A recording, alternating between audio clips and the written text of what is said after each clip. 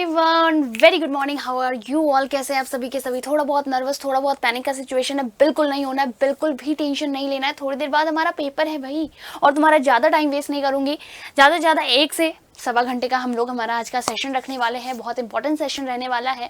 आपके किस तरीके के पेपर आने वाले हैं, ये सारा कुछ हम लोग यहाँ पे डिस्कस करने वाले हैं। और टेंशन लेने की जरूरत नहीं है। अगर आपने कंटिन्यू लास्ट 3 दिन की क्लासेज अगर तुमने देखी हैं बच्चा, टेंशन की बिल्कुल भी ज़रूरत नहीं है, टेंशन लेना ही नहीं है। हमारा पेपर बहुत शानदार होगा। हमने बहुत मेहनत करी है, साथ में बहुत मेहनत करी है, बहुत सारी पढ़ाई करी है हम लोगों ने, तो टेंशन तो बिल्कुल भी नहीं लेना है। और अभी वाला जो सेशन है वो एकदम प्यार से शांति से बैठ के देखो, बहुत शानदार रहने वाला है। ठीक है, पूरी क्लास देखना, टेंशन मत लेना। और हाँ, इस सेशन में मैं पोल वोल नहीं रखने वाली हूँ, क्योंकि अगर पोल्स रखे तो तुम्हारा टाइम वेस्ट होगा। तो अभी एग्जाम के जस्ट पहले कैसा भी टाइम वेस्ट नहीं कर रही हूँ। अभी सिर्फ और सिर्फ आपको इंपॉर्टेंट इन्फॉर्मेशन, इंपॉर्टेंट चीज़ें जो आपको क्लास में किस तरीके से आंसर लिखना है, और तुम्हारा पैनिक का जो सिचुएशन है उसको थोड़ा सा कम कर रही हूँ। ओके, टेंशन मत लेना, अच्छे से पढ़ाई करना, बेहतरीन तरीके से पढ़ाई करना। चलो आ जाओ। पहला क्वेश्चन है, whose court poet was Banabhatta. Banabhatta किसका कोर्ट पोएट था? बाणभट्ट जो था चंद्रगुप्त मौर्य का कोर्ट पोएट था? बिल्कुल भी नहीं। बिंबिसार का था? नहीं। हर्षवर्धन का था? Yes, he was the court poet of Harshvardhan. और इसने एक बुक भी लिखी थी। बुक का क्या नाम है बेटा? इनके लिखे हुए बुक का नाम है हर्षचरित। हर्षचरित, ठीक है, इन्होंने ये बुक लिखी है। किसने लिखी है? बाणभट्ट ने लिखी है। हर्षवर्धन के कोर्ट पोएट थे। अगला क्वेश्चन है, according to Dharmashastras how many types of marriages were there. Dharmashastras के अकॉर्डिंग टोटल कितने टाइप्स के मैरिजेज हैं? तो मैंने क्या कहा था, टोटल 8 टाइप, 4 टाइप मत लिख के आना, टोटल 8 टाइप ऑफ मैरिजेज है, जिनमें से 4 ऐसे मैरिजेज है जिनके बारे में क्या कहा गया है, ये जो 4 मैरिजेज है, फर्स्ट 4 आर लेजिटिमेट, सही है, वो करना चाहिए, and the next 4 are prohibited. तो टोटल कितने हो जाएंगे बेटा? Total 8 kind of, 8 type of marriages के बारे में क्या किया गया है, एक्सप्लेन किया गया है, बिल्कुल याद रखिएगा। अगले क्वेश्चन पे आते हैं, द समुद्रगुप्त प्रशस्ति क्या है? समुद्रगुप्त ने जो प्रशस्ति लिखवाई थी, दैट इज प्रयाग प्रशस्ति, जिसके अंदर डिस्क्राइब किया गया है बहुत सारे समुद्रगुप्त के कैंपेन्स के बारे में, उन्होंने कौन कौन सी लड़ाई वगैरह जीती है, उनके कॉन्क्वेस्ट के बारे में, ठीक है, स्टेट फ्रंटियर्स के बारे में, क्या फॉरेस्ट रीजन है, इन सब के बारे में। यानी सिंपल, समुद्रगुप्त ने जो प्रयाग प्रशस्ति लिखवाई है वो किसके द्वारा कंपोज किया गया है? वो कंपोज्ड दिस। सिंपल क्वेश्चन, बहुत सिंपल क्वेश्चन। किसने करा था? हरिसेन ने। तो Chandragupta Maurya, Harshavardhana, Bimbisara, Harisena is the right answer. आपका क्या हो जाएगा? हरिसेन जो है करेक्ट आंसर हो जाएगा। How many inscription of Ashoka have been found. हमें अशोका के टोटल कितने इंस्क्रिप्शंस मिले हैं? कितने इंस्क्रिप्शंस मिले हैं हमें अशोका के? 1 लाख इंस्क्रिप्शंस मिले क्या? 10,000 से ज्यादा? यस, सही है। मोर देन 50,000 नहीं, 50,000 से तो कम मिले थे। मोर देन 2 lakhs, ये भी गलत है, क्योंकि 50,000 से कम और 10,000 से ज्यादा। तो हमें क्या हो जाएगा, हमारे पास आंसर क्या हो जाएगा? The right answer will be the B, यानी कि मोर देन 10,000 इंस्क्रिप्शंस जो है अशोका के द्वारा बनवाए गए, वो इंस्क्रिप्शंस हमें मिले हैं। ठीक है, चलो अगला है बेटा, in which stupa was the idol of goddess Gajalakshmi carved.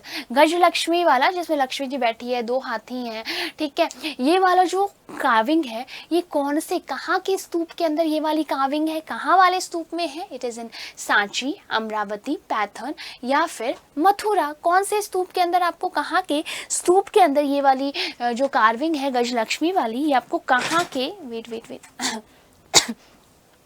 कहाँ के इंस्क्रिप्शन में देखने को मिलती है? तो कहाँ मिलती है बेटा?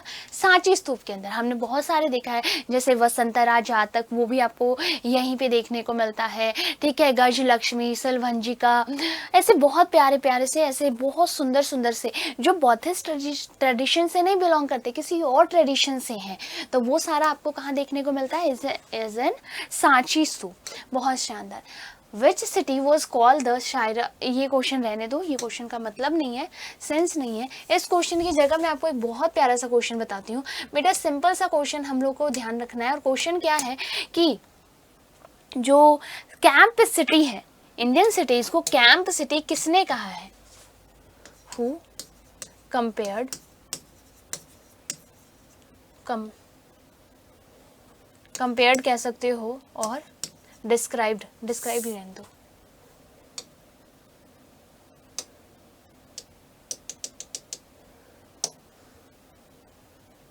क्या हो गया ये? चलो एक मिनट। तेरे लिए हु डिस्क्राइब्ड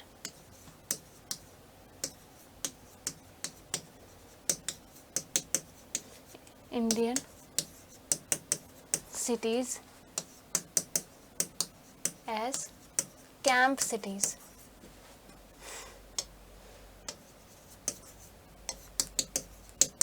किसने डिस्क्राइब करा है बेटा?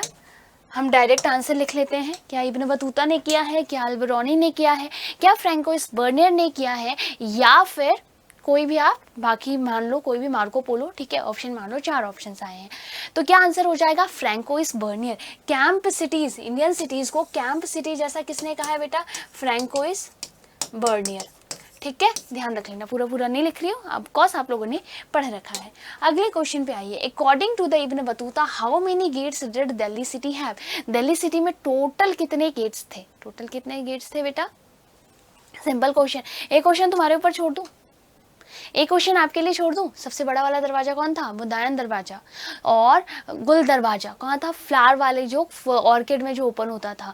फिर मांडोवी दरवाजा जहाँ पे मंडी थी। कितना सिंपल है ना, बहुत बढ़िया, वेरी गुड। ठीक है, चलो बात करते हैं। What are the followers of Vishnu called? Vishnu के फॉलोअर्स को क्या कहते हैं? भगवान विष्णु और शिवा दोनों के फॉलोअर्स हैं।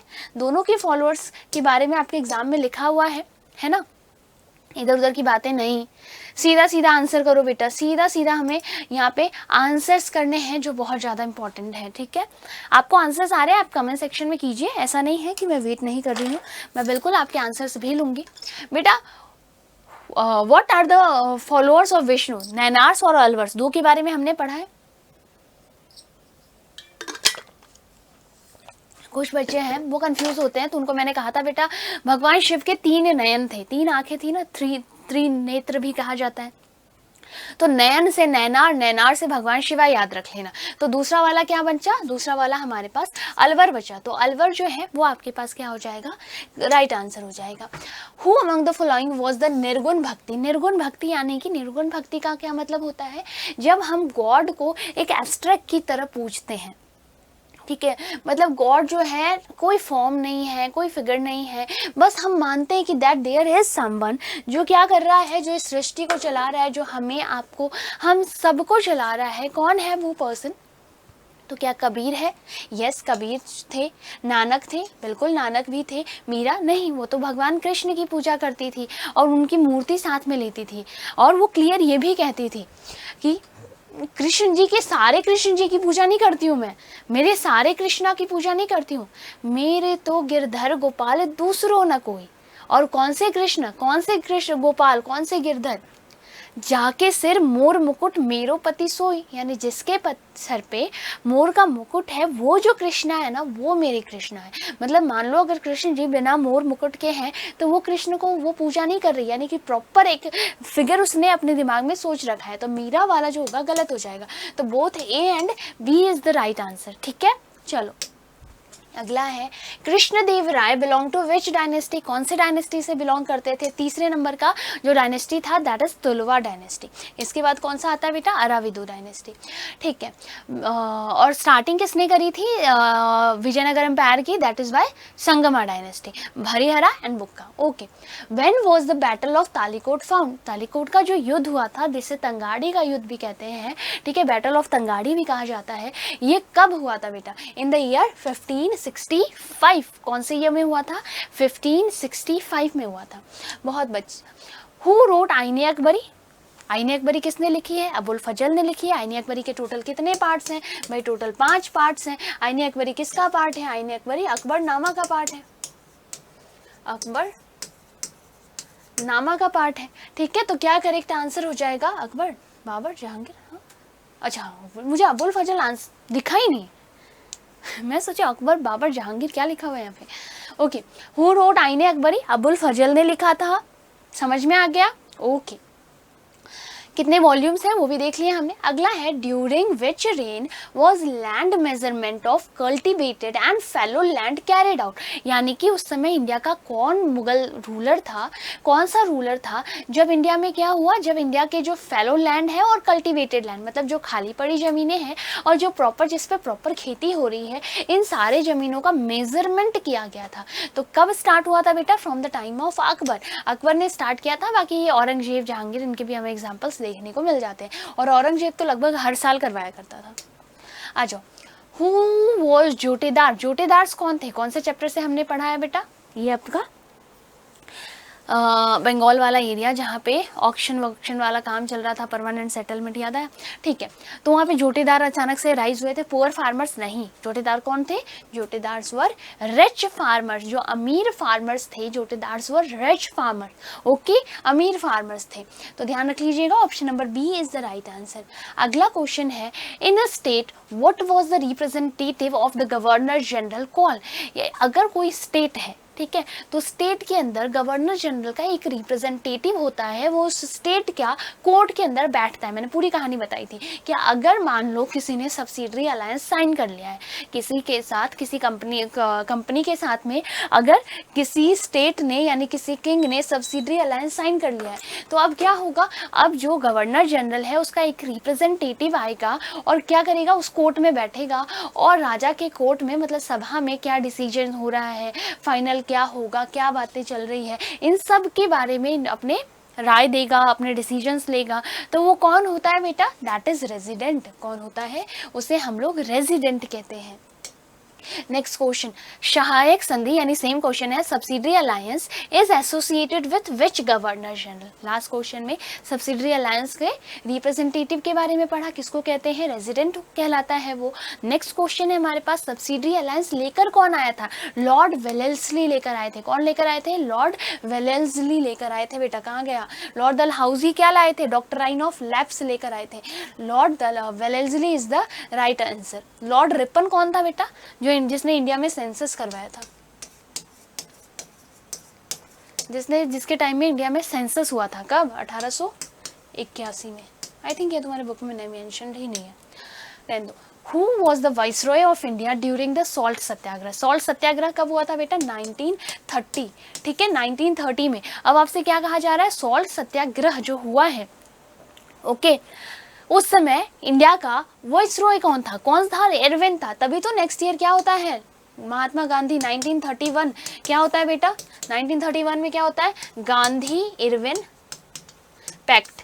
गांधी इरविन पैक्ट 1931, समझ में आ गया? बिल्कुल, जस्ट सॉल्ट सत्याग्रह के बाद में होता है। ओके, तो यहाँ तक हमारे पास फिर एमसीक्यूज थे। एमसीक्यूज वाला पार्ट हमने काफ़ी जल्दी आई थिंक कवर कर लिया है, ठीक है, बिल्कुल टाइम वेस्ट नहीं करा, बहुत जल्दी हमने एमसीक्यूज। अरे यार बेटा फटाफट लाइक करो एकदम सेशन को, एक बार फटाफट से सारे स्टूडेंट्स एक बार फटाफट से सेशन को लाइक करो बच्चा, ठीक है, एक बार फटाफट से सेशन को लाइक करो। The bronze dancer was found, एक ब्रॉन्ज डांसर की मूर्ति मिली है हमें। क्या मिली है? एक ब्रॉन्ज डांसर की मूर्ति मिली है हमें, और ये जो है कहाँ पे मिला है बेटा? It is found in Harappan civilisation. Yes, it is found in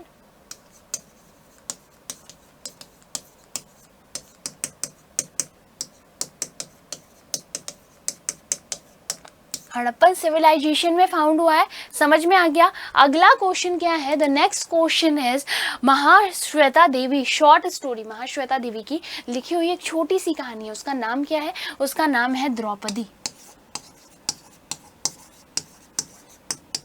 ठीक है। उस बुक का, उस स्टोरी, वो शॉर्ट स्टोरी का नाम क्या है? शॉर्ट स्टोरी का नाम है द्रौपदी। अगला है Bernier chose the dash custom for a detail description.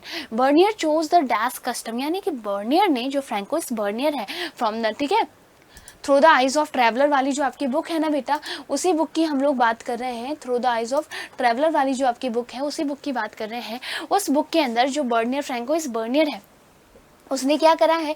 किसी कस्टम यानी किसी प्रथा के बारे में एक्सप्लेन किया है। मैंने आपको अभी जो हमने 1 मार्च को जो क्लास ली थी, ठीक है, वैसे तो रेगुलर क्लासेस में मैंने ये डिस्क्राइब करा आपको कि सती प्रथा के बारे में उन्होंने बताया था कि एक 12 साल की बच्ची, उनको बहुत बुरा लगा, जबरदस्ती उसको जलाया जा रहा था। तो कौन से कस्टम के बारे में बात हो रहा है? सती कस्टम के बारे में बात हो रहा है। सूफी रोट लॉन्ग पोएम्स, सूफी जो लोग जो हैं बड़े बड़े पोएम्स लिखते थे, कवाली लिखते थे, कवाल लिखते थे, ठीक है। और ये सब कौन से लैंग्वेज में लिखते थे बेटा? It is in Persian language,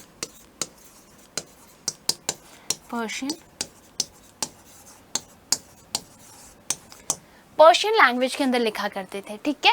चलो अगला क्वेश्चन है, contemporary is called the Vijayanagar empire by the name, यानी विजयनगर एम्पायर को वहाँ के लोग किस नाम से जानते थे या किस नाम से वो स्टोरी सुनाते थे? With the name Hampi. बहुत फास्ट नहीं चल रही हो ना, पर फास्ट चलना पड़ेगा क्योंकि ज़्यादा टाइम मैं वेस्ट नहीं करना चाहती तुम्हारा। Dash was called the nursery of the Bengal army, Bengal army की जो नर्सरी किसे कहा जाता था? अवध को। अवध जो था वो बंगाल आर्मीज का नर्सरी था, यानी मैक्सिमम जो वहाँ पे आपको देखने को मिलेगा वो कहाँ से आते थे? अवध के ही होते थे। जितना ज़्यादा सिपाही लाइन में लोग थे वो कहाँ के थे? अवध के ही थे। नेक्स्ट क्वेश्चन है, who was the author of अर्थशास्त्र।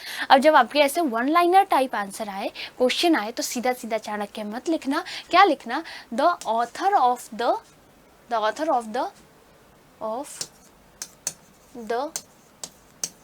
बुक अर्थशास्त्र वॉज लिखा हुआ है, तो वॉज, ठीक है, वॉज। आप उसके बाद कुछ भी लिख सकते हो, कौटिल्य लिख सकते हो, चाणक्य लिख सकते हो।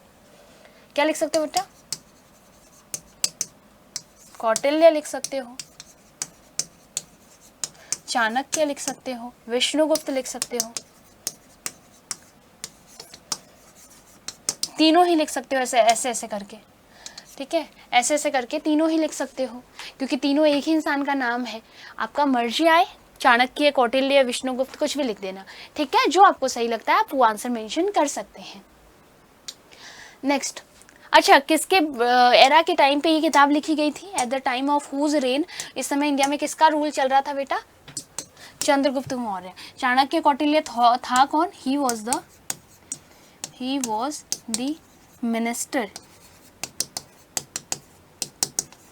मिनिस्टर ऑफ सम्राट चंद्रगुप्त मौर्य।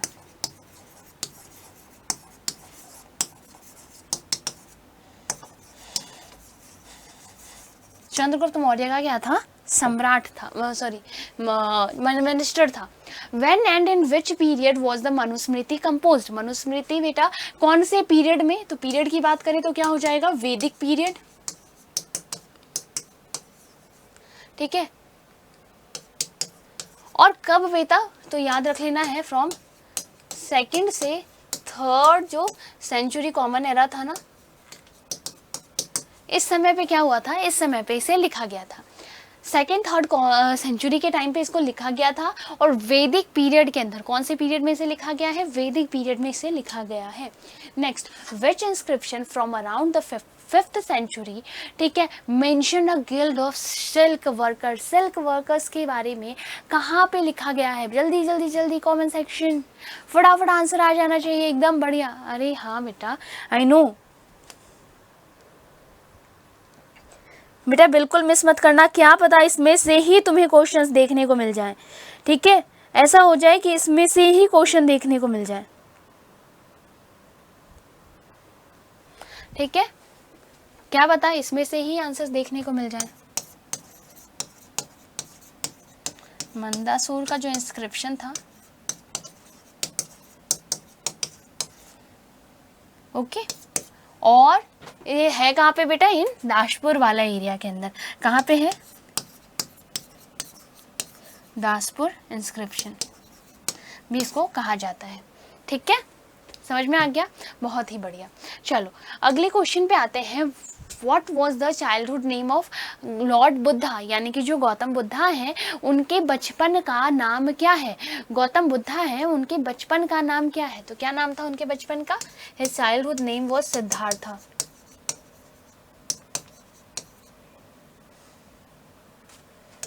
ठीक है, सिद्धार्थ उनके चाइल्डहुड नेम था। कौन से क्लेन से बिलोंग करते थे बेटा? शाक्य क्लेन से बिलोंग करते थे। इनकी मम्मा का नाम क्या था? इनके गौतमी जो थी सबसे पहली, वैसे तो इन सब के बारे में हमने लास्ट क्लासेस में डिस्कस कर लिया है। Which two Indian cities did Ibn Battuta describe, कौन से 2 इंडियन सिटीज़ के बारे में डिस्क्राइब करा है? एक तो इन्होंने दिल्ली के बारे में डिस्क्राइब करा है, ठीक है, एक तो इन्होंने दिल्ली के बारे में डिस्क्राइब करा है, और दूसरा इन्होंने Daulatabad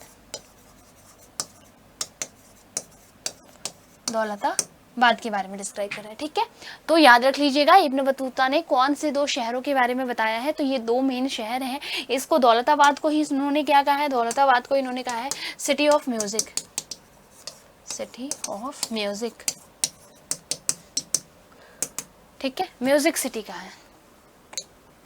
next, when and by whom was Hampi discovered, Hampi को किसने डिस्कवर करा है और कब करा है? व्हेन एंड बाय हुम, ठीक है। तो याद रखिएगा, कॉलिन मैकेंजी जो है बेटा, ठीक है, कौन है? कॉलिन मैकेंजी है, उनके द्वारा क्या किया गया है? हम्पी को ढूंढा गया है। तो बिल्कुल याद रखना है, हम्पी जो है कॉलिन मैकेंजी के द्वारा ढूंढा गया है। और इन विच ईयर बेटा? तो अराउंड 1800 में। तो याद रख लीजिएगा, when in 1800 and by in 1800s and पूरा लिखना, and by Colin Mackenzie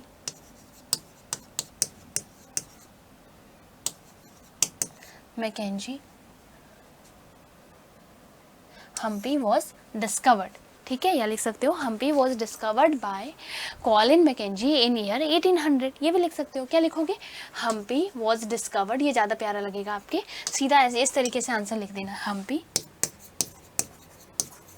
was discovered bye, ठीक है, पहले ये लिखना कॉलिन मैकेंजी, ठीक है, इन ईयर 1800s, ठीक है, समझ में आ गया? 18th सेंचुरी के टाइम पे ढूंढा गया था। Write the name of any 2 source use to learn about the rural society during the Mughal period, Mughal period के टाइम पे जो रूरल सोसाइटी थी, इनके बारे में जो हमें चीज़ें मिलती है वो कहाँ से देखने को मिलती है बेटा? कहाँ से हम लोग मुगल सोसाइटीज़ के बारे में, जो रूरल इंडिया था वहाँ का हमें पता चलता है? तो सबसे पहला एक तो आप लिख लोगे, एक क्या लिख लोगे? आईने अकबरी,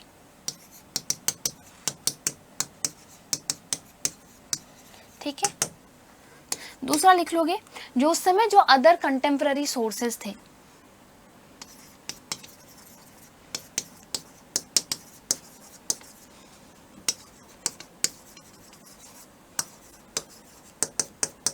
रिटर्न सोर्सेज, ठीक है, ये लिख सकते हो। लिख सकते हो जो अलग अलग ट्रैवलर्स वगैरह आए हैं, ठीक है, उन्होंने अपने अकाउंट्स में क्या लिखा है? जैसे चाइना और के जो ट्रैवलर्स आए हैं, जुआन ज़ैंग, और इन्होंने अपने बुक्स के अंदर क्या लिखा है? तो यहाँ से भी हमें पता चलता है। कुछ भी 2 नाम आप लिख दीजिएगा। अगला है, when and where was the Istimrari Bandobast यानी कि परमानेंट सेटलमेंट इम्प्लीमेंटेड? तो परमानेंट सेटलमेंट, वो व्हेन का आंसर क्या हो जाएगा बेटा? इट इज इन 1793, और वेयर तो इन बंगाल, बंगाल प्रेसिडेंसी में क्या हुआ था? इसे लागू किया गया था 1793 के अंदर, लॉर्ड कॉर्नवेल्स लेकर आए थे। तो इसका आंसर ऐसे भी कर सकते हो, Lord Cornwallis implemented permanent settlement in Bengal in year 1793। 1 line के अंदर आंसर करना है, हम इस तरीके से आंसर कर सकते हैं, ठीक है। लिख सकते हो in 1793 permanent settlement was implemented in Bengal by Lord Cornwallis. वैसे लॉर्ड कॉर्नवेल्स के बारे में नहीं पूछा है, पर लिख दोगे तो कोई दिक्कत नहीं है। When did the Santhal rebellion take place? जो संथल रिबेलियन है ये कब हुआ था? Under whose leadership? किसके लीडरशिप के टाइम पे संथल रिबेलियन जो है वो हुआ था?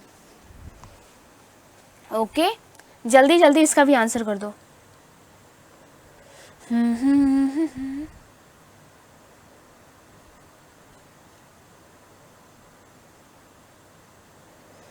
ठीक है बेटा, जल्दी से इसका आंसर कर दीजिए।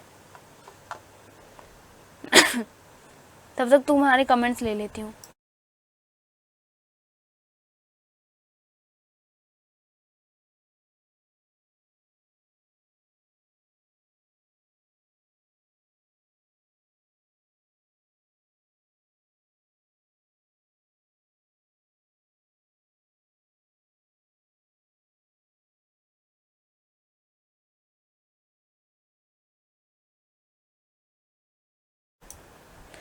ठीक है, चलो बढ़िया बेटा। अगर हम लोग बात करें तो 1855 से 56 तक ये चला था, इन ईयर 1855 से 56 तक ये चला था बाय द टू ब्रदर्स। उनमें से एक का नाम सिद्धू मुर्मू,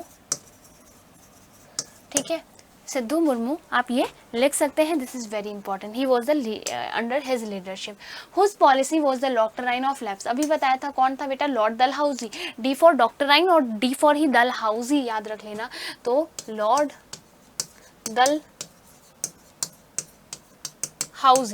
ठीक है, D for doctrine, D for Dalhousie. Who was the political advisor of Mahatma Gandhi? Mahatma Gandhi के political advisor कौन थे? That was Gopal Krishna Gokhale. गोपाल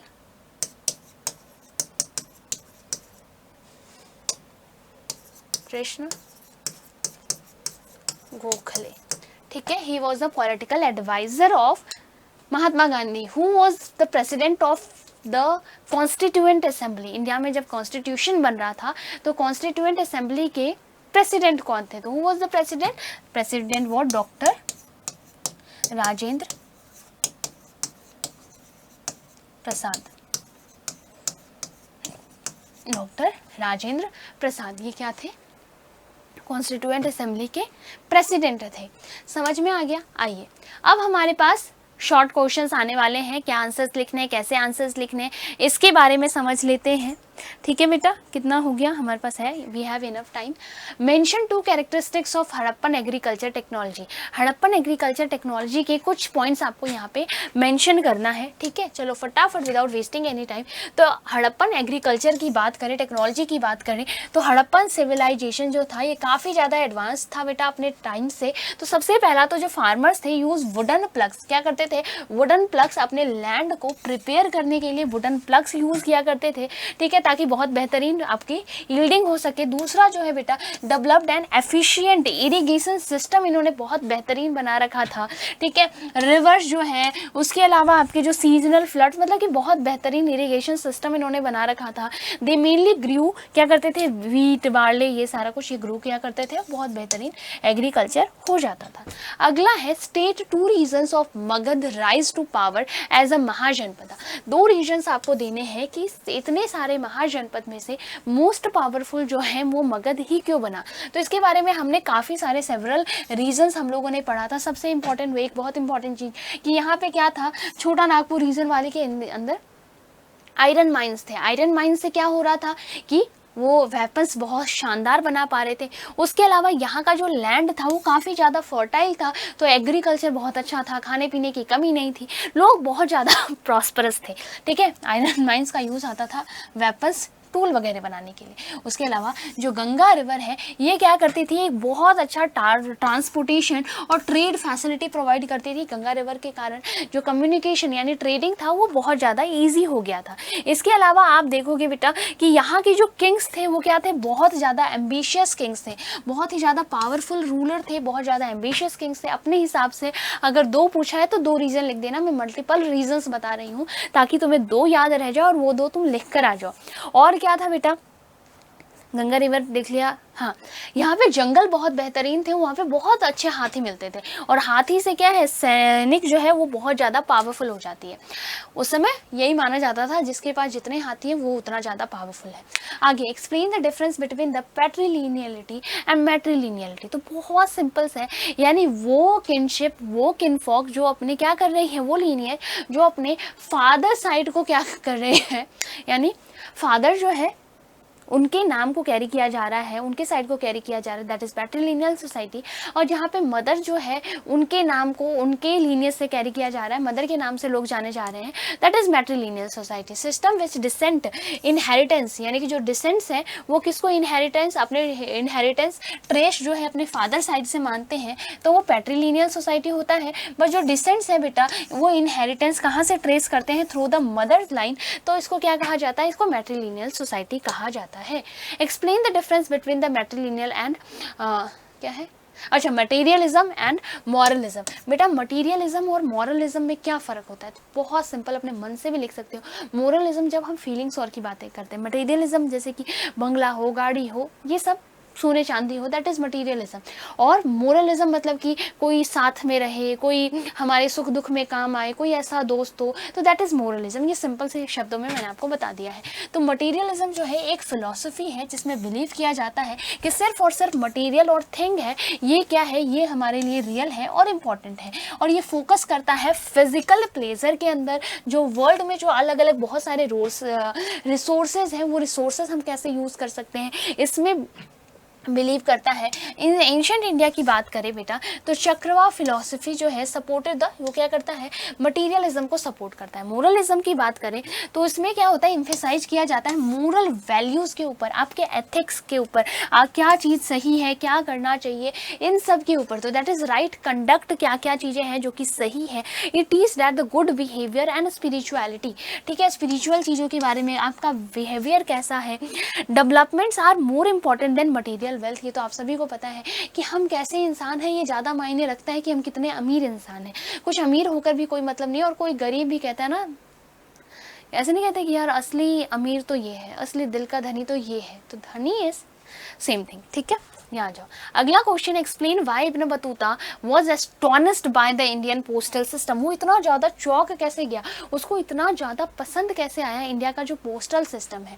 तो Ibn Battuta was amazed by the efficient postal system of India during the Delhi सल्तनत। बेटा कैसे, क्योंकि इसने क्या देखा, इसने देखा है, वर बिलीव्ड कि जो मैसेजेस हैं वो डिलीवर किए जा रहे हैं बहुत ज़्यादा क्विकली, यानी थ्रू अ रिले सिस्टम, ठीक है, या तो हॉर्स से या फिर रनर्स, यानी उल्लुक और दावा। Okay, the system was well organise, बहुत ही ज़्यादा बेहतरीन तरीके से ये सिस्टम पूरा ऑर्गेनाइज था। लॉन्ग डिस्टेंस कवर किया करता था बहुत ही शॉर्ट टाइम में, मतलब कि जिस दिन को कवर करने के लिए, जिस डिस्टेंस को कवर करने के लिए 50 दिन का टाइम लग रहा है, वो चीज़ जो है सिर्फ और सिर्फ 5 दिन में कवर हो रहा है। तो इतना ज़्यादा जो फास्टर था बेटा, मच फास्टर था।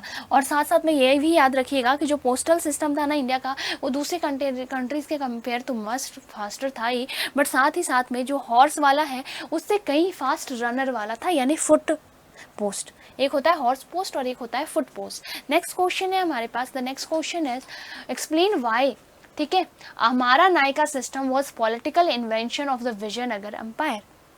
हमारा नायका सिस्टम आपको एक्सप्लेन करना है, ठीक है। मुझे 2 सेकंड का गैप लेना पड़ेगा, मेरे थोड़ा सा फटाफट पढ़ते पढ़ते मुँह दुख रहा है। वैसे आज की बात है, happy Holi guys, happy Holi बच्चा लोग, सबको हैप्पी हैप्पी हैप्पी होली।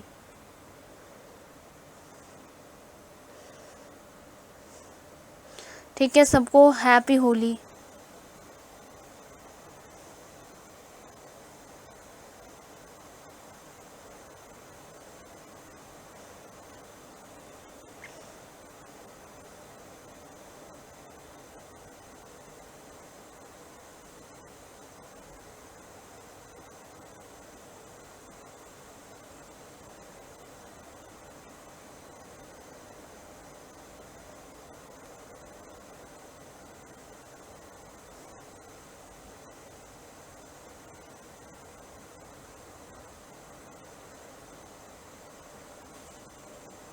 ठीक है, चलिए आगे बात कर लेते हैं, नेक्स्ट क्वेश्चन के बारे में पढ़ लेते हैं बेटा। Here is the next question, हमारा नायका सिस्टम के बारे में हम लोग पढ़ रहे हैं।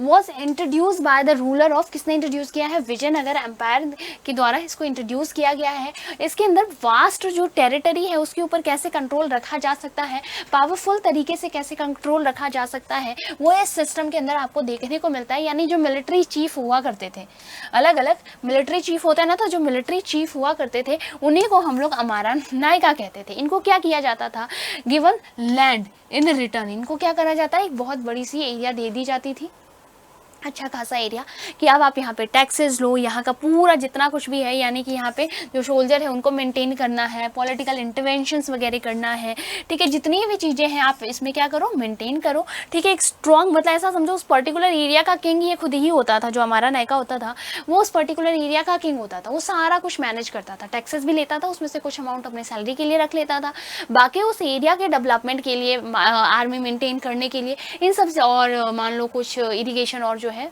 फैसिलिटीज़ कंस्ट्रक्शंस करने के लिए, इन सब चीज़ों के लिए यूज़ किया करता था, और कुछ अमाउंट जो है किंग को टाइम टू टाइम ट्रिब्यूट भी दिया करता था। तो ये जो है क्या करता है, एक पर्टिकुलर टेरिटरी को बहुत इंपॉर्टेंट बनाता है, क्योंकि किंग मान लो इतने बड़े एरिया का रूलर है तो बस कैपिटल तो यही है, तो जो ज़्यादा से ज़्यादा इतने एरिया में ढंग से ध्यान दे पाएगा। बट अब हमारा नायका के बारे में बाद में क्या होता है, यहाँ पे कोई और हमारा नायका सिस्टम है, यहाँ पे कोई और है, यहाँ पे कोई और है, तो किसी ने यहाँ से अटैक किया तो यहाँ का हमारा नायका प्रोटेक्ट करेगा, तब तक बाकी एरिया से जो मिनिस्टर्स हैं वो आ जाएंगे, जो सेना है वो आ जाएगी लड़ने के लिए।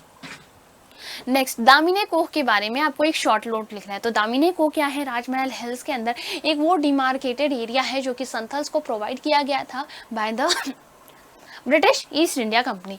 ठीक है, तो दामिनी कोह क्या है, एक फॉरेस्ट रीजन है राजमहल हिल्स का, जो ब्रिटिश गवर्नमेंट ने डिमार्केट किया था एज द एरिया 1832 के अंदर संथल्स ट्राइब के लिए, और they wanted the Santhals to settle there, कि संथल्स वहाँ पे सेटल हो जाएं, उस फॉरेस्ट एरिया को क्लियर करें, वहाँ पे कल्टिवेशन करें, और जिसके लिए वो क्या करेंगे बेटा, due to exploitation by the money lenders, क्योंकि कल्टिवेशन करने के लिए, ये सब कुछ करने के लिए क्या करना पड़ा, उन्हें लोन लेना पड़ा। मनी लेंडर्स ने, साहूकार ने, जमींदार ने, सबने परेशान किया, फिर ब्रिटिशर्स ने एक्स्ट्रा टैक्स लगा के उन्होंने परेशान किया। तो इन सब से ज़्यादा एक्सप्लॉइट होकर गुस्से में आके वो रिवॉल्ट कर देते हैं। 1855 का रिवॉल्ट होता है, जिसके बारे में मैंने आपको बताया था, ये संथल रिवॉल्ट रहा था।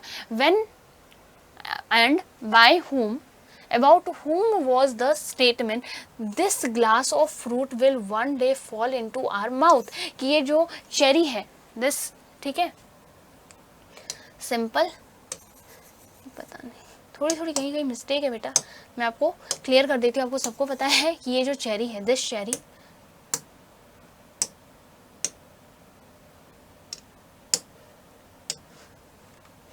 ठीक है, टेंशन मत लेना कि मैम ये यहाँ पे क्या लिखा हुआ है, अरे कोई टेंशन लेने की बात नहीं है।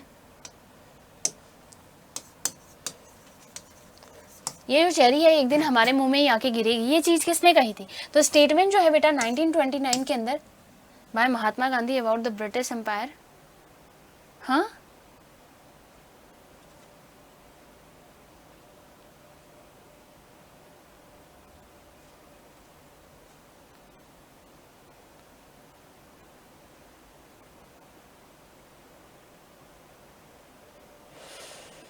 अच्छा चलो ठीक है, this is something different question. चलो चेरी वाला क्वेश्चन आएगा, वो भी हम लोग बात कर लेंगे।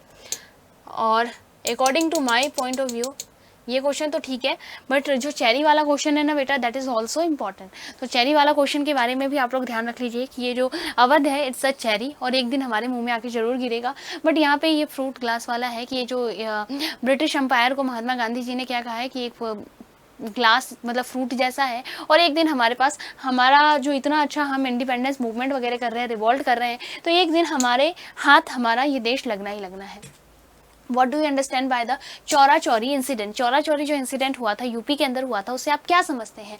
तो चौरा चौरी इंसिडेंट जो है बेटा 5 फरवरी, ठीक है, 1922 को हुआ था। कहाँ पे हुआ था? उत्तर प्रदेश के अंदर, during the non cooperation movement चल रहा था, और नॉन कॉपरेशन मूवमेंट में एकदम अहिंसा के ऊपर था, सत्याग्रह था, कोई वायलेंस नहीं करना था। बट वहाँ पे क्योंकि वायलेंस हो जाता है, ठीक है, और जो मॉब होते हैं वो क्या करते हैं बेटा, एक पुलिस स्टेशन जो चौरा चौरी में है उसमें आग लगा देते हैं, जहाँ पे 22 पुलिस वाले जल के मर जाते हैं। और इस इंसिडेंट से महात्मा गांधी जी क्या हो जाते हैं, शॉक हो जाते हैं, और उसका रिजल्ट ये होता है कि वो इमीडिएटली विड्रॉ कर देते हैं नॉन कॉपरेशन मूवमेंट। और ये incident marked as turning point, India के फ्रीडम में टर्निंग पॉइंट बन जाता है, वरना उसी समय कुछ टाइम बाद हमें शायद इंडिपेंडेंस मिल सकता था। तो this is what Chaura Chauri kand is. What provisions were made by the constitution to make the centre more powerful? Centre को ज़्यादा पावरफुल बनाने के लिए क्या क्या चीज़ें करी गई थी? सेंटर और भी ज़्यादा पावरफुल हो, इसके लिए क्या क्या चीज़ें करी गई थी? तो constitution of India provide several powers to make the centre strong. बहुत सारी चीज़ें करी हैं उन्होंने सेंटर को स्ट्रॉन्ग करने के लिए। सबसे पहला, the centre controls important subject, यानी कि जो इंपॉर्टेंट सब्जेक्ट है, जैसे कि डिफेंस की बातें होंगी, ठीक है, डिफेंस सेंटर के पास रहेगा, फॉरेन अफेयर सेंटर देखेगा, ठीक है, कम्युनिकेशन सेंटर देखेगा, यूनियन लिस्ट के अंदर भी बहुत सारी चीज़ें बेटा। During an emergency the centre can take the control of state administration, यानी जब इमरजेंसी का टाइम, अगर इन केस कभी इमरजेंसी लगाना पड़े तो सेंटर जो है, सेंटर के पास स्टेट का पावर आ जाएगा, यानी सेंटर ही क्या देखेगा, स्टेट का भी जो सारा जो सिनेरियो बेटा उसको सेंटर ही देखने वाला है। ये भी आप लोग ध्यान रख लीजिएगा। नेक्स्ट है the landlords relation relationship with the peasants, यानी जो लैंडलॉर्ड्स हैं उनका कैसा रिलेशनशिप रहा है पीजेंट से, was characterised by reciprocity, paternalism and the patronage. Explain कि एक इस तरीके का रिलेशन रहा है किनका किनका बेटा, एक सेकेंड,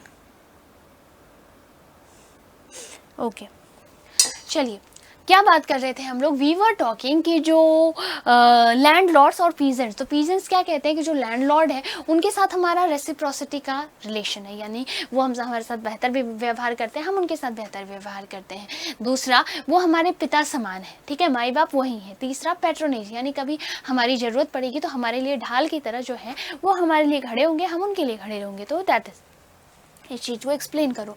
तो इस चीज़ के बारे में अगर हम बात करें तो जस्ट गिव मी 1 सेकेंड बेटा, एक बार रुक जाओ आप लोग, जस्ट गिव मी 1 सेकेंड।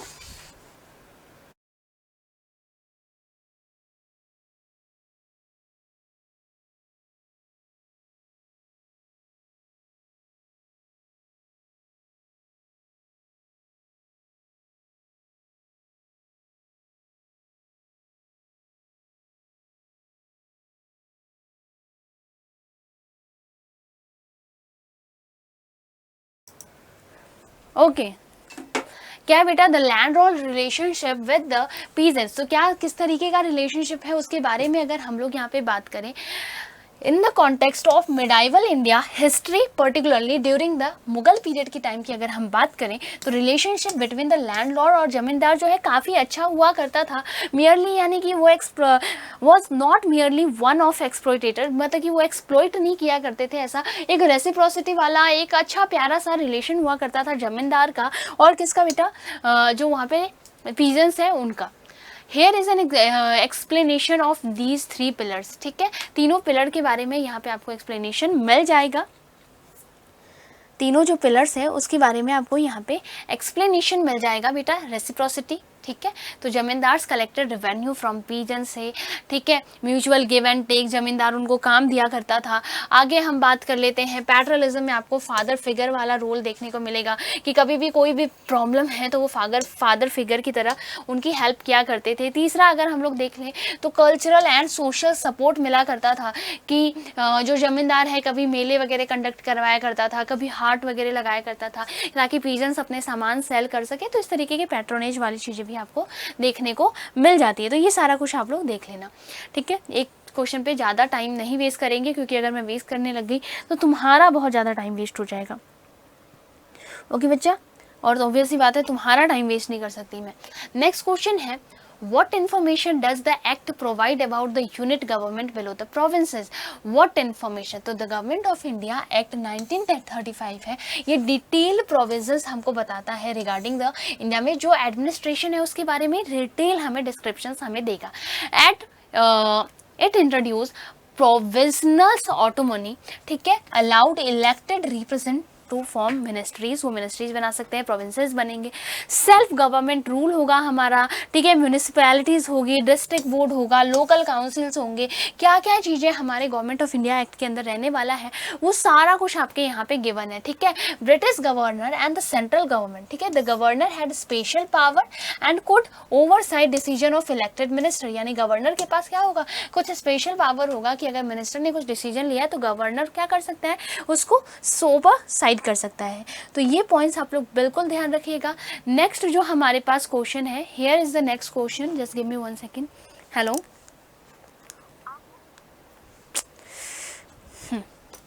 चलिए, elucidate the folk art of the Sanchi stupa. Sanchi stupa के अंदर कुछ इंपॉर्टेंट फोक आर्ट्स वगैरह हैं, उसके बारे में आपको यहाँ पे एक्सप्लेन करना है। फोक आर्ट्स के बारे में आपको यहाँ पे क्या करना है, यहाँ पे आपको एक्सप्लेन करना है, ठीक है। इसके बारे में अगर हम लोग बात करें तो the Sanchi stupa is one of the finest example of the ancient India. Ancient India का क्या है, सबसे ज़्यादा फाइनेस्ट एग्जाम्पल में से एक है Buddhist architecture built originally by emperor Ashoka, यानी जो बुद्धिस्ट आर्किटेक्चर की बात करें स्टार्टिंग हमें कहाँ से देखने को मिलती है, अशोका ने बनवाया था, ठीक है। इसके अंदर गेट्स होते हैं बेटा, गेटवे, जिनको कि हम लोग तोरन्स कहते हैं। पहले के टाइम पे ऐसा नहीं था, मतलब जो बौद्धिस्ट डिस्पल्स रहे हैं उन्होंने ऐसा कुछ नहीं बनवाया है, बट इन्होंने बनवाया है। और उन गेट्स के ऊपर, उन तोरन्स के ऊपर बहुत सारे जातक की जो कथाएं हैं, बहुत सारे सिंबॉलिक चीज़ें, जैसे कि interestingly Buddha is represented symbolically through wheel. Gautam Buddha को कैसे बताया गया है? व्हील से बताया गया है। बोधि ट्री, फुट प्रिंट्स, ठीक है, empty throne instead of human figure की जगह सिंबल्स यूज किए गए, ह्यूमन फिगर्स की जगह सिंबल्स को क्या किया गया है? यूज किया गया। And social life reflecting simplicity and culture richness आपको उनमें देखने को मिलेगा। Okay, movement and story telling जो है वो मतलब बहुत सारी ऐसी प्यारी प्यारी चीज़ें जो है नेचर के बारे में, सोशल चीज़ों के बारे में, ये सब कुछ जो है आपको उसमें देखने को मिलता है। ठीक है, ऐसी बहुत सारी चीज़ें जो है बेटा आपको उसके अंदर देखने को मिलती है। यहाँ समझ में आया? Give me just few seconds more. Okay, चलो आगे पढ़ते हैं। Referring to the rise of ancient Hinduism shed light on its nature through the development of the temple tradition, यानी कि इंडिया का जो टेम्पल ट्रेडिशन है उसके ऊपर थोड़ी सी लाइट डालिए, उसके ऊपर थोड़ी सी बात कर लेते हैं। क्या हो जाएगा यहाँ पे डिस्कस करते हैं बेटा। The rise of the ancient Hinduism can be understand through the development of temple tradition। Temple tradition का डेवलपमेंट से हम इंडिया का हिंदुइज्म का ट्रेडिशन हम समझ सकते हैं, क्योंकि ये टेम्पल्स जो है बहुत इंपॉर्टेंट सेंटर है वर्शिप का, कल्चर का, सोशल लाइफ का। With the growth of idol worship, image worship, god like Vishnu, Shiva, अलग अलग जो देवी शक्तियां हैं, इन सब की जो पूजा करी जाती है और इनके लिए जो मंदिर बनाए जाते हैं, जो आर्किटेक्चरल स्टाइल है, ठीक है, जैसे नागरा स्टाइल है जो कि नॉर्थ इंडिया में होता है, द्रविड़ स्टाइल है जो कि साउथ इंडिया में होता है, ये सारे जो डेवलप किए जाते हैं तो ये बहुत इंपॉर्टेंट रोल प्ले करते हैं। टेम्पल्स जो है सिर्फ और सिर्फ रिलीजियस प्लेसेस नहीं होता है, ठीक है, ये सेंटर ऑफ एजुकेशन भी होता है, लोगों को यहाँ शिक्षा भी मिलती है, म्यूजिक होता है, डांस होता है। किंग्स क्या करते हैं? बहुत ज़्यादा डोनेट करते हैं लैंड, वेल्थ अपने टेम्पल्स के लिए, जहाँ से ये भी पता चलता है कि जो किंग है जिसने वो बनवाया है वो कितना पावरफुल है। ज़्यादा पावरफुल, ध्यादा पैसे वाला किंग होगा तो वो ज़्यादा बेहतरीन टेम्पल्स वगैरह कंस्ट्रक्ट करवाएगा। ये सारा कुछ जो है बेटा आपको यहाँ पे देखने को मिलता है। ध्यान रख लीजिएगा, between the religious, political and society 10 temple जो है डेवलपमेंट का मतलब बहुत ज़्यादा इंपॉर्टेंट रोल प्ले करते हैं। इस वजह से क्या करते हैं बेटा, ये बहुत ज़्यादा इंपॉर्टेंट रोल प्ले करते हैं इन सब चीज़ों के अंदर। आओ अगला क्वेश्चन है, mention 2 important features of the Constituent Assembly on which there was a considerable degree of consensus of the Constituent Assembly। ठीक है, 2 आपको ऐसे कुछ पॉइंट्स आपको बताने, कुछ इंपॉर्टेंट फीचर्स आपको 2 इंपॉर्टेंट फीचर बताने। The constitution assembly of India worked with remarkable unity, यानी बहुत सारी यूनिटी, आपस में डिस्गाइज भी था, आपस में एक दूसरे से झगड़ते भी थे, पॉइंट्स के ऊपर डिस्कशंस होता था, डिबेट्स होते थे, बहुत सारे डिबेट्स होते थे, बट एट फाइनल्स आप लोग देखोगे कि यूनिटी थी कॉन्स्टिट्यूएंट असेंबली के अंदर। डिफरेंस ऑफ ओपिनियन जरूर था। One major area of consensus was that India should be a sovereign होना चाहिए, इंडिया डेमोक्रेटिक होना चाहिए, इंडिया एक रिपब्लिक नेशन होना चाहिए। Member agree that power must with the people, ठीक है, और जो मेंबर है वो पीपल क्या चाहते हैं उसके अकॉर्डिंग से ये सब कुछ काम करेगा। अनदर इम्पॉर्टेंट कंसेंसस जो था वो क्या था, इंक्लूजन ऑफ जो फंडामेंटल राइट्स को इंडिया में लेकर आना है टू इंश्योर इक्वालिटी, यानी जो इक्वालिटी सबके लिए, चाहे आप किसी भी कास्ट, रीजन, रिलीजन, है ना, कहीं से भी बिलोंग कर रहे हो, रेस, तो आप सबके लिए इक्वालिटी के लिए फंडामेंटल राइट्स जो है इसको भी क्या किया गया, इम्प्लीमेंट किया गया, एड ऑन किया गया। जेंडर वेंडर बेसिस, किसी बेसिस पे आपके साथ किसी भी तरीके का डिस्क्रिमिनेशन नहीं होगा।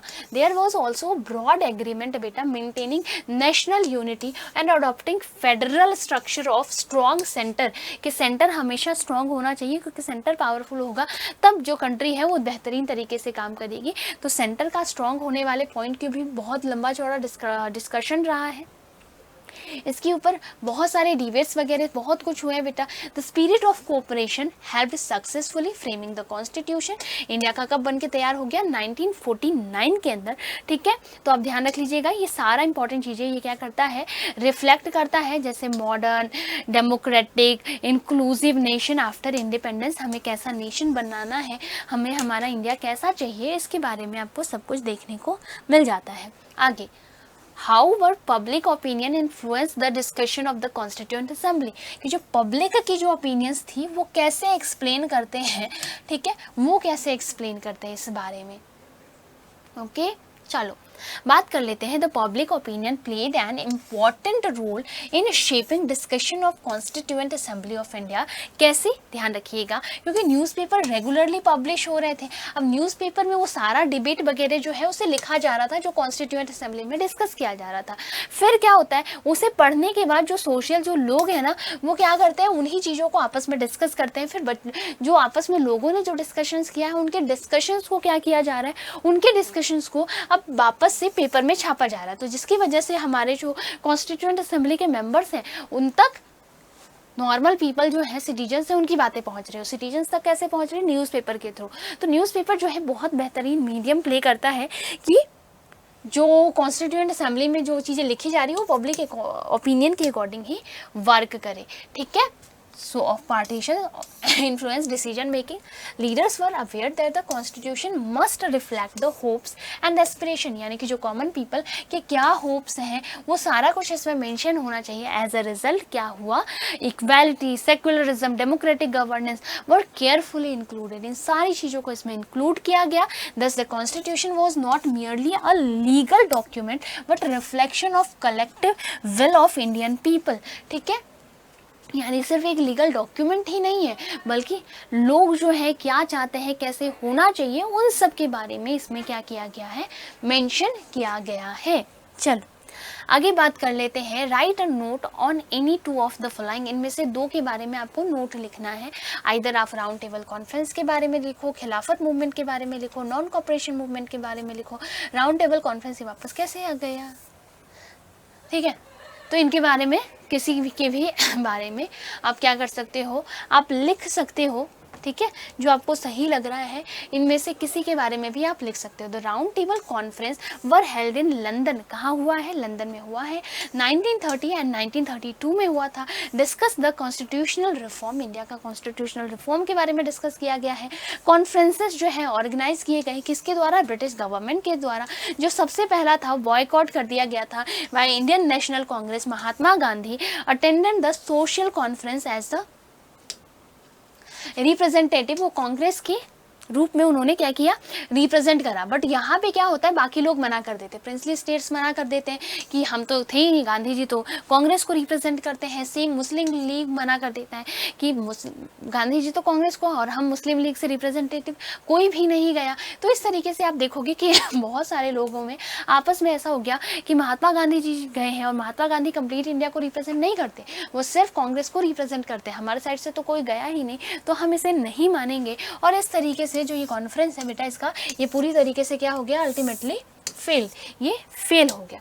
अगला है खिलाफत मूवमेंट। तो खिलाफत मूवमेंट जो है ये लॉन्च किया गया था बाय मुस्लिम, ठीक है। किस लिए, पोजीशन ऑफ ऑटोनम, जो खलीफा है after the world war first के बाद इसको प्रोटेक्ट करने के लिए। लीडर्स लाइक, ठीक है, Ali brothers and Mahatma Gandhi supported the movement, इन्होंने मूवमेंट को सपोर्ट किया, ठीक है। और इसको नॉन कॉपरेशन मूवमेंट के साथ में क्या कर दिया गया, इसको मर्ज कर दिया गया। किस लिए, ताकि इंडिया के अंदर हम प्रमोट कर सके हिंदू मुस्लिम यूनिटी को, प्रमोट किया जा सके, इसको स्ट्रेंथन किया जा सके और आगे के टाइम में क्या हो, हिंदू मुस्लिम की यूनिटी हमारे फ्रीडम मूवमेंट में काम आने वाले हैं, ठीक है। फ्रीडम मूवमेंट में हमारे काम आने वाले हैं। हम इनके बारे दोनों अगर साथ में रहें तो हम ब्रिटिशर्स के अगेंस्ट में बहुत बेहतरीन लड़ाई लड़ सकते हैं। तो इस चीज़ के लिए क्या किया जाता है बेटा, इस चीज़ के लिए दोनों आपस में ज्वाइन कर लेते हैं, ठीक है। On what basis can you say that जो क्विट इंडिया मूवमेंट है was one of Gandhi's successful attempts to liberate the countries, यानी कि हम कैसे कह सकते हैं कि जो क्विट इंडिया मूवमेंट है ये महात्मा गांधी जी का कहें तो सबसे बेस्ट तरीका था कि इंडियंस को लिटरेट करना कि आज़ादी क्यों इम्पॉर्टेंट है, हम कितने बुरे हालात में जी रहे हैं और अगर हम लड़े तो चीज़ें बेहतर हो सकती हैं, हमारा खुद का रूल आ सकता है। तो ये सारी चीज़ें ऐसा कैसे हुआ, यहाँ देखिए, the quit India movement was launched by, किसके द्वारा लॉन्च किया गया, महात्मा गांधी जी के द्वारा। कब, 8 अगस्त 1942 को इसको लॉन्च किया गया। एक पावरफुल स्लोगन के साथ में, डू और डाई यानी करो या मरो का जो स्लोगन है इसके साथ में इसे लॉन्च किया गया। इसका एम था कि ब्रिटिश रूल को इंडिया में क्या करना है, एंड करना है, ख़त्म करना है, इमीडिएटली ख़त्म करना है। टॉप लीडर्स जो थे इसके अंदर क्या हो गए, जैसे ही ये आया जैसे ही इस प्रोटेस्ट को स्टार्ट किया गया, बहुत सारे टॉप लीडर्स हैं उनको अरेस्ट कर लिया गया। ये जो मूवमेंट है काफ़ी ज़्यादा वाइड स्प्रेड हुआ एंटायर पूरे कंट्री के अंदर, यानी सारे लोग इसमें पार्टिसिपेट कर रहे थे, चाहे वो स्टूडेंट हैं, वर्कर हैं, पीजेंट्स हैं, सब के सब इसमें पार्टिसिपेट कर रहे थे बेटा, एक्टिवली पार्टिसिपेट कर रहे थे। Government offices, railways, communication line, यानी हर चीज़ को टारगेट किया जा रहा था, पूरा नॉन कॉपरेशन के ऊपर काम कर रहा था। British suppress the movement harshly, Britishers ने बहुत मेहनत करी कि हम इस मूवमेंट को ख़त्म कर सके, but it clearly showed that Indians were United. पर ये क्लियर दिख रहा था कि इंडियंस एक साथ खड़े हो गए हैं, यूनाइट हो चुके हैं इन डिमांडिंग कंप्लीट इंडिपेंडेंस, के इंडियंस को अब पूरा का पूरा कंप्लीट इंडिपेंडेंस चाहिए। After this movement British realise कि अब वो ज़्यादा दिन तक इंडिया में रूल तो नहीं कर पाएंगे and greatly weekend colonial authority, और उनको उनकी कॉलोनियल अथॉरिटी बहुत कमज़ोर होती हुई दिखाई दी and pave the way for independence in 1947, और जो कि एक रास्ता बनाती है कि 1947 में फाइनली हमें आज़ादी मिल जाती है। अगला आइए, religious belief were confirmed in the Harappan civilisation. Religious belief जो है कन्फर्म है कि हड़प्पन सिविलाइजेशन में थी, लोग रिलीजियस बिलीफ के ऊपर बात करते थे, कुछ तो था, इसके बारे में आपको बताना है। The Harappan civilisation show clear evidence of religious belief. कहाँ से पता चलता है बेटा? आर्कियोलॉजिकल जो डिस्कवरीज हमें मिला है, ऑल दो कहीं भी ये लिखा हुआ नहीं है, और जो लिखा हुआ है वो हमें समझ में नहीं आया, have been found various objects suggest that religious played an important, बहुत इंपॉर्टेंट रोल, ठीक है। मेनी टेराकोटा फिगर्स हमें मिले हैं, मदर गॉडेस के फिगर्स हमें मिले हैं, जो कि इंडिकेट करता है कि पीपल वर्शिप करते थे किसको? फर्टिलिटी डाइटी को। एक बहुत ही फेमस सील वहाँ से हमें मिला है, ठीक है, जिसके अंदर एक हॉर्स जो है उसका हॉर्न्ड फिगर है इन अ योगिक पोस्चर में है, और बिलीव किया जाता है कि ये किनका है बेटा? पशुपति का फिगर है। Okay, some historians represent proto Shiva यानी Pashupati, showing early form of Shaivism. ये शैविज्म का अर्ली फॉर्म था। The great bath of Mohenjodaro भी यही सजेस्ट करता है कि यहाँ पे लोग रिचुअल बाथिंग के लिए आते हैं, खुद के प्योरिफिकेशन के लिए आते हैं, इंपॉर्टेंट रिलीजियस प्रैक्टिसेस के लिए यहाँ पे आते हैं। हमें फायर अल्टर्स मिले हैं, कहाँ पे? कालीबंगन के अंदर। ऑल्सो इंडिकेट कि जो रिचुअल वर्शिप्स वगैरह, sacred animals like bulls and unicorns जो है, इनके ये भी अपीयर जो है फ्रीक्वेंटली ऑन द सील, आपको सील पे देखने को मिलता है, जहाँ से हमें इनके रिलीजियस सिग्निफिकेंस का आइडिया लगता है। पीपल जो है वर्शिप करते थे यहाँ पे किसको? ट्रीज को भी वर्शिप किया करते थे। The people tree which was considered sacred. हमें जितने रिलायबल सोर्सेज मिले हैं वहाँ से हमें ये पता चला है कि ये लोग ट्रीज को भी वर्शिप करते थे, और हमें इसका जो पीपल ट्री के कुछ मतलब कि वो नेचर को पूजा करते थे, इसके कुछ हमें एविडेंसेस वगैरह मिले हैं। The absence of large temple, किस लार्ज टेम्पल के एब्सेंस थे यहाँ पे, जो कि ये सजेस्ट करता है may have been conducted in the homes, कि शायद वहाँ पे लोग घर पे ही पूजा करते थे। बरियल प्रैक्टिसेस के बारे में बात करें, reflect the belief of alter, ठीक है, कि आफ्टर डेथ के ऊपर क्या है, वो बिलीव करते थे कि शायद वापस से क्या हो सकता है, इनका जन्म हो सकता है। तो इसीलिए वहाँ पे जो बरियल के साथ साथ में ऑर्नामेंट्स, पॉटरी, ये सब कुछ भी ग्रेव में रखा जाता था। Archaeological evidence confirms that the Harappa and organise religious belief centred on nature worship, fertility, cult, ritual practices, इन सब के बारे में आपको ध्यान रखना है। समझ में आ गया? बहुत ही बढ़िया। आगे आ जाइए, अगला क्वेश्चन है,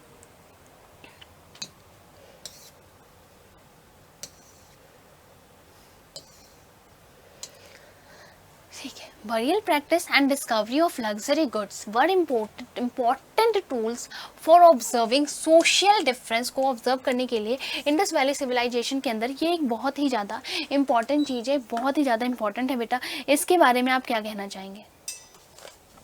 इसके बारे में आप क्या कहना चाहेंगे?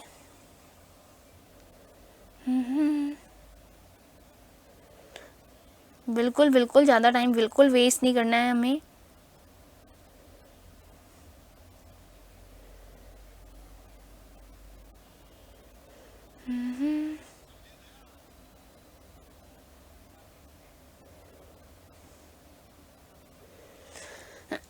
चलिए आगे बात कर लेते हैं। Burial practice and the discovery of luxury goods provide important evidence social differences के बारे में कैसे इंपॉर्टेंट एविडेंस हमें दे रहे हैं इंडस वैली सिविलाइजेशन से। गाइस आई नो आप लोग कमेंट्स कर रहे हैं, बट प्लीज़ अभी आप लोग सिर्फ क्वेश्चन पे ध्यान दो। क्वेश्चन देख रहे हो, पढ़ रहे हो, बेहतरीन सेशन है, बहुत शानदार, मजा आने वाला है।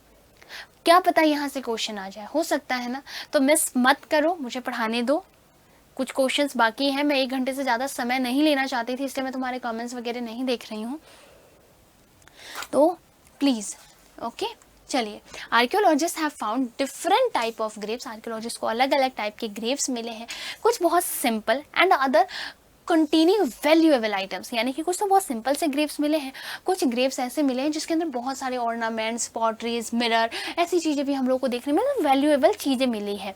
Were placed with powdery, weeds, ornaments, है ना, ये सारी चीज़ें हम लोग को देखने को मिली है। The suggest difference in wealth and social status among people, कि पीपल के बीच में सोशल स्टेटस डिफरेंट है, यानी जो नॉर्मल गरीब लोग, कॉमन पीपल, उनका नॉर्मल ग्रेव, जो अमीर हाई क्लास एलाइट पीपल है उनका बेहतरीन तरीके से एक्स्ट्रा चीज़ें डाल के उनका ग्रेव आपको देखने को मिलता है। Luxury goods such as gold ornament, semi precious stone, bead, shell, bangle, ऐसी बहुत सारी चीज़ें जो है बेटा साथ साथ में बरियल में डाला हुआ है। और जो ये presence of specialised craft, trade network and imported material क्या सजेस्ट करते हैं कि एग्जिस्टेंस ऑफ मर्चेंट्स, बहुत ज़्यादा स्किल्ड आर्टिशियंस भी यहाँ पे हैं, क्योंकि अगर हम बात करें इन सब चीज़ों की कि क्राफ्ट है, ट्रेड नेटवर्क है, तो ये लोग कौन करते होंगे, कौन करते होंगे, ऑब्वियस सी बात है मर्चेंट्स करते होंगे, स्किल आर्टिशियंस करते होंगे। The difference in burial good and living standards help historians understand that the Harappa society was not completely equal नहीं है, but had a social and economic division, यानी जैसे नॉर्मल सोसाइटीज़ होती हैं जिसमें अमीर लोग भी होते हैं, अलग अलग क्लास के लोग होते हैं, अलग अलग बिलीफ्स वाले लोग होते हैं, है ना, तो उस तरीके की चीज़ें आपको यहाँ पे देखने को मिल जाती है। Discuss the shrine of Khwaja Moinuddin Chishti, Khwaja Moinuddin Chishti की जो श्राइन है उनके बारे में आपको एक्सप्लेन करना है। The shrine of Khwaja Moinuddin Chishti कहाँ पे लोकेटेड है बेटा, अजमेर राजस्थान में लोकेटेड है। ये सबसे इम्पॉर्टेंट जो दरगाह है उनमें से, मतलब सूफी श्राइन्स हैं उनमें से एक है। ये एक बहुत ही फेमस सूफी सेंट थे, किसके बेटा, द चिश्तीज, और order who came to India 12th century around, ये कहाँ आए थे, इंडिया आए थे। He preached love, peace, tolerance and devotion के बारे में हम लोगों को समझाया है। इनके डेथ के बाद एक जो टॉम्ब है यानी दरगाह है, मेजर पिलग्रिमेज सेंटर बन गया। एवरी ईयर 1000 ऑफ डिवोटी जो है इनके श्राइन पे आते रहते हैं, ठीक है। द श्राइन कॉम्प्लेक्स इंक्लूड एक मॉस्क्यू है, कोर्टयार्ड है, इसके अंदर ब्यूटीफुल गेट्स हैं, built of Mughal emperor like Akbar, Jahangir, ठीक है, who were his followers. Akbar तो कितने 14 टाइम इस जगह पे गया था। The shrine symbolise communal harmony and spiritual unity. It became a centre of charity, music, qawwali, spiritual guidance. People believe that the prayers offered at the dargah are fulfil, यानी कि अगर आप यहाँ पे प्रेयर करते हैं तो आपकी जो बातें हैं वो फुलफिल डेफिनेटली होगी। Thus the shrine of Khwaja Moinuddin Chishti holds great religious structure and structural importance in India. Next question है बेटा, describe the life of teaching of Baba Guru Nanak. जो बाबा गुरु नानक हैं उनके चीज़ों को अब हम एक बार डिटेल में पढ़ेंगे, ठीक है। ये आपका एक लास्ट क्वेश्चन रहने वाला है आज के सेशन का। बिल्कुल ज़्यादा टाइम वेस्ट नहीं किया मैंने, बहुत शानदार। 1-1.5 घंटे, मतलब 1-1.25 घंटे में जो हमने टारगेट लिया था उतने में हमने हमारा पूरा जो पेपर पैटर्न है वो डिस्कस कर लिया। इसके बाद आपका एक मैप वर्क आएगा, मैप वर्क मैं ऑलरेडी करवा चुकी हूँ आप लोगों को।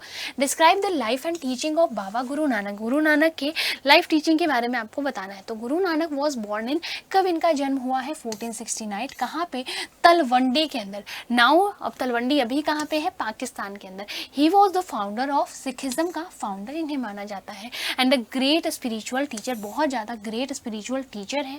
From childhood he showed deep interest in spirituality and question, ठीक है, social evils. He travelled wildly across India and other regions to spread his message. वो अपने मैसेज को स्प्रेड करने के लिए अलग अलग जगह पे बहुत बार इन्होंने क्या किया है, यहाँ वहाँ लोगों के साथ घूमे हैं, लोगों को टीचिंग्स के बारे में बताया है।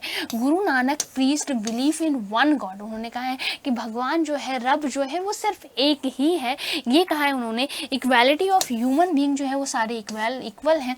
Rejection of the caste discrimination को इन्होंने पूरी तरीके से रिजेक्ट किया है। ही अपोज्ड मीनिंगलेस रिचुअल्स, उन्होंने मीनिंगलेस जो रिचुअल्स हैं उनको अपोज किया है कि इसका कोई मतलब नहीं है। उन्होंने किन चीज़ों पे एम्फेसाइज किया बेटा, ऑनेस्टी के ऊपर, सिंपल तरीके से रहना है, हार्ड वर्क करना है, हमें आपस में शेयरिंग करना है, ठीक है, हमें कीरत करो, नाम जपो, ठीक है, वंद चखो। ये जो है इनकी एक बेसिक सी सेइंग है जिसको ये फॉलो किया करते थे और लोगों को भी कहा करते थे कि इस चीज़ को फॉलो करो। He promoted communal harmony and taught that god can be realise through the devotion and good deed, कि अगर हम अच्छा और पूरी तरीके से भक्ति करें और अच्छे व्यवहार रखें तो हमें गॉड मिलेंगे। ही इस्टेब्लिश, जो एक इंस्टीट्यूशन इस्टेब्लिश करते हैं, संगत यानी कम्युनिटी गैदरिंग एंड लंगर यानी कि कम्युनिटी किचन, दो चीज़ें जो है ये लेकर आते हैं बेटा, जहाँ पे हर एक कास्ट के लोग जो हैं एक साथ बैठ के खाना खा सकते हैं, उसको हम लोग लंगर कहते हैं। लेटर कंपाइल्ड, आप देखोगे गुरु ग्रंथ साहिब के अंदर इस चीज़ को कंपाइल किया गया है। Guru Nanak's life and message led the foundation of Sikhism, तो सिखिज्म जो है यहीं से शुरू होती है। Service and devotion to one god, समझ में आ गया कि हमें एक ही गॉड को क्या करना है, फॉलो करना है, एक ही गॉड के, क्योंकि इनके अकॉर्डिंग गॉड वन ही है, एक ही गॉड है। तो गाइस बहुत ही बेहतरीन सेशन रहा है, बहुत ही ज़्यादा इंपॉर्टेंट चीज़ें हम लोगों ने यहाँ पे डिस्कस करा है। तो I hope you all have like the session, आपको बहुत पसंद आया होगा। मानते हैं कि आप लोगों को ये जो सेशन है ये काफ़ी ज़्यादा पसंद आया होगा, ठीक है। काफ़ी सारे इंपॉर्टेंट चीज़ें हम लोग यहाँ पे ऑलरेडी डिस्कस कर चुके हैं। तो this was the whole session, मैं बिल्कुल और एक्स्ट्रा टाइम वेस्ट नहीं करूँगी आप लोगों का, ठीक है। So guys all the best, बहुत बेहतरीन पेपर करना, बहुत शानदार पेपर करना।